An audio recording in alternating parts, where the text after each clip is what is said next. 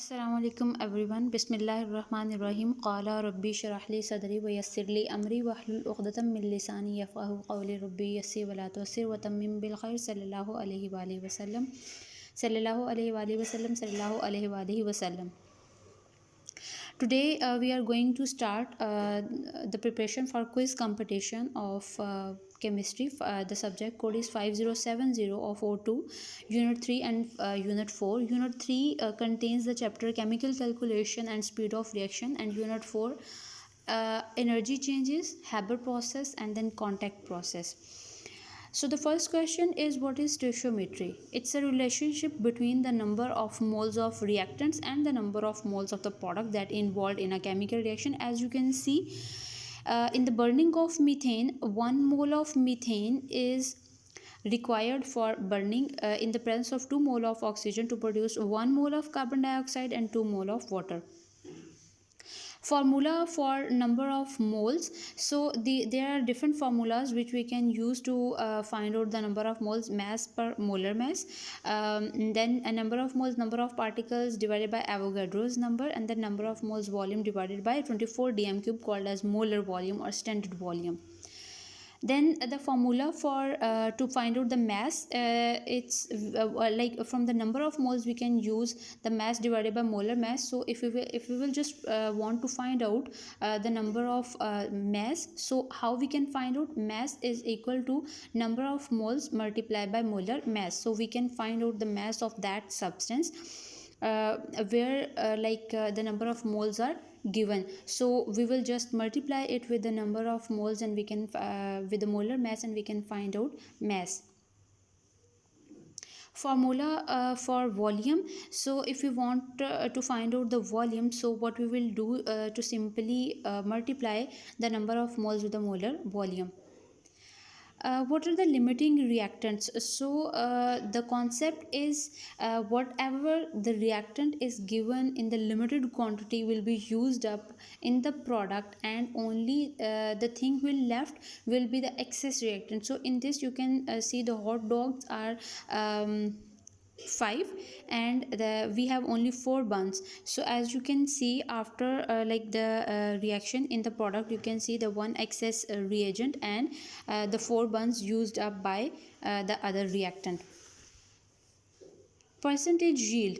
If you want to find out the percentage yield, so the actual yield must be given, and then the theoretical yield, and both we can find out. So just to divide by dividing actual yield with the theoretical yield and multiplying with 100, so we can find out the percentage yield. Then how we can find out the percentage purity? The mass of that pure substance in the sample and divided by the total mass of impure sample multiplied by 100, so we can find out the percentage purity. How we can measure the speed of reaction? The next topic, that is related to the speed of reaction. So by measuring volume and by measuring the mass, we can find out the speed of that reaction.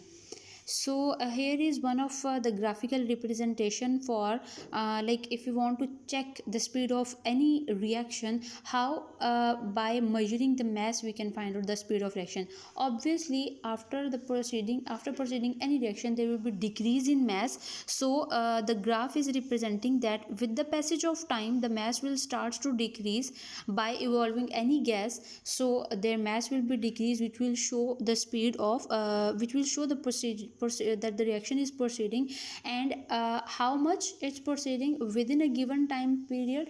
So that is affected by the different factors, which will show the speed of that decrease in mass even. Then the graphical representation of increase in volume.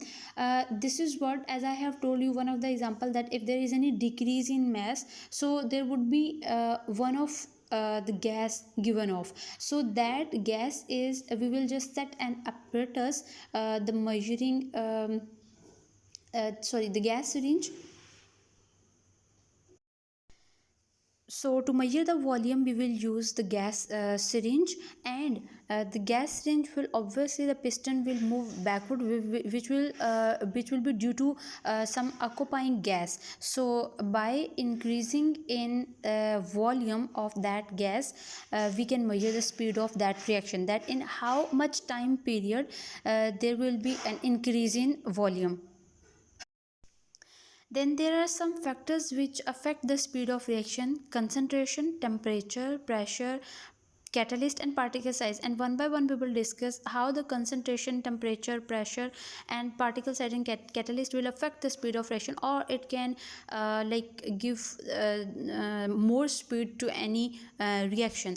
So the first one is temperature. So there is a direct relation between temperature and with the speed of reaction. So by increasing temperature we can increase the speed of reaction. How? Because whenever we increase the temperature, the particles will gain kinetic energy.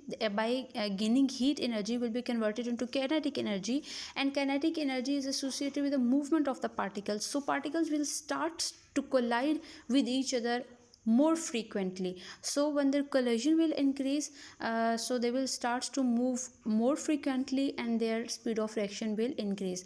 Next comes concentration. How the concentration affect the speed of reaction? So by increasing concentration, if we are increasing the concentration of any reactant, so again the phenomena will be seen. Same collision of the particle increases, which will increase the speed of reaction.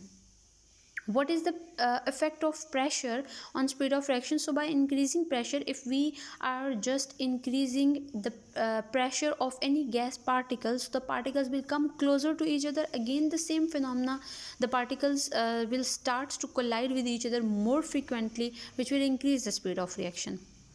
How the catalyst can increase the speed of reaction? So catalyst can also, by using any catalyst, the speed of reaction we can increase. Actually any catalyst, the function of any catalyst, it do not take part in the reaction, but it just lower down the activation energy. So this gives an alternate path to any reaction. So by this direction, speed of reaction can be increased. The particle size. So how the particle size can affect the speed of reaction? If the particle size are greater, so the greater particle size are providing less surface area for the reaction, so speed of reaction will decrease. But if we are just breaking down those particles into very smaller pieces, what we are doing, we are just increasing the surface area. So when there is increased surface area, then speed of reaction will automatically increase, because there will be more collision of the particles. So this more collision will increase the speed of reaction. Now the next come the chapter from unit 4, energy changes. And what is exothermic reaction? So exothermic reactions are the reaction which involves heat is given out or released into the surroundings. What is endothermic reaction? Endothermic reactions are those reactions which absorb heat to proceed from surrounding. What is enthalpy change? So enthalpy change is represented with the delta H, and this is what the difference in the energy content of the reactant and the product. And what the formula we are using, that delta H is equal to total energy of the product minus total energy of the reactants. What is exothermic reaction in terms of bond making and bond breaking? So total energy absorbed for bond breaking is less than total energy released in the bond making. So the energy which is basically absorbed by the reactants to break that bond should be less than that energy which is going to be released in the bond making of the product. What is endothermic reaction in terms of bond making and bond breaking? So the total energy absorbed for bond breaking is, if the bond breaking energy is higher on the reactant side than that of energy released during the bond making, so this will be endothermic reaction. What is activation energy? It's a minimum amount of energy that reactant particles must possess in order for a chemical reaction to occur. As I have told you in the previous slide, that this is the effect of the catalytic effect, which lowers down the activation energy and providing an alternative path for the reaction to proceed. This is energy profile diagram for exothermic reaction. As you can see that reactants are at higher energy level, so they need very less amount of activation energy, and on the other side you can see the products at like lower energy level. Now the endothermic reactions, the reactants are at very lower energy levels, so they need higher amount of activation energy, and this is what they are taking more and more energy as compared to releasing. These are one of like these are some of the reactions which are showing the combustion complete and incomplete. So in this slide you can see the reaction for the complete combustion. Methane 1 mole react with 2 mole of oxygen and produce 1 mole of carbon dioxide and 2 mole of water, and this kind of reactions are called as complete combustion, which occurs in excess of oxygen.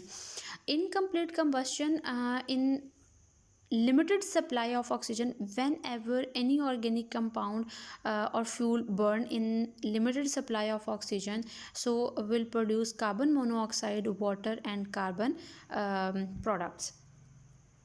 What is the hydrogen oxygen fuel cell? So hydrogen and oxygen gases are basically continuously pumped and supplied in a chemical cells.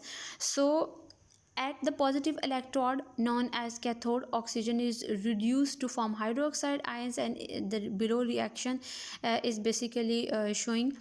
And at the negative electrode, that is known as anode, hydrogen is oxidized to form water, as you can see in the reaction. So hydrogen oxygen fuel cell, in which basically we are using hydrogen as a fuel, and in the presence of oxygen they will produce water. So hydrogen oxygen fuel cell is has more advantages as compared to combustion of other fuels to get the energy at industrial level.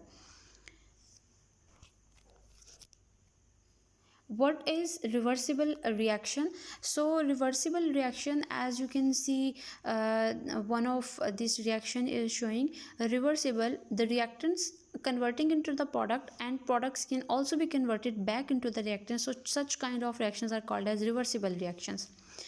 What is irreversible reaction? So the reaction which is only forward reaction, the reactions which cannot turn back again to reactants, those reactions are basically called as irreversible reactions, as the name is indicating that we cannot reverse such kind of reactions. Here you can see the manufacturing of ammonia, also called as the Haber process, and in this you can see nitrogen, which we can obtain from fractional distillation, and hydrogen we can produce from cracking of petroleum, and 2 mole of nitrogen will react with 3 mole of nitrogen and can produce 2 mole of ammonia, and this process is reversible reaction. Mean after the formation of ammonia can also be converted back into nitrogen and hydrogen. So what are the conditions for the Haber process? Haber process could occur at pressure 250 atm, temperature 450 degrees Celsius, and in the presence of iron catalyst. The next is contact process, also called as the production of H2SO4 sulfuric acid. So in this you can see that all the reactions, sulfur react with oxygen to form sulfur dioxide, and sulfur dioxide further react with oxygen to form sulfur trioxide, and this reaction is reversible reaction, where at this second step we use the catalyst vanadium oxide and temperature 450, and then sulfur trioxide will react with H2SO4 aqueous to form oleum H2S2O7, and then this again diluted to form H2SO4 sulfuric acid. What are the conditions for this contact process? 400 to 450 degrees Celsius temperature, 1 to 2 atmospheric pressure, and the catalyst we are using vanadium pentoxide. So that is all about the material for the quiz preparation of unit 3 and unit 4. Allah Hafiz.